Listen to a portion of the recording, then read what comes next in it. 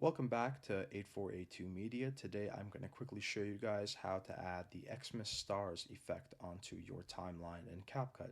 So initially what you're going to want to do is go to Media at the top left corner, click and drag your clip onto the timeline. Once you have it there, we're going to click on Effects, Video Effects, and then go down to Christmas. Once we're on the Christmas effects, we're going to scroll down to find Xmas stars effect. Click and drag it down to your timeline, and we're going to increase the length of this effect by clicking and dragging it to each side of the end of the clip. Now with it being highlighted, we're going to click on special effects and mess with the atmosphere and the speed. I like it maximum, so that's what we're going to do, and let's take a look.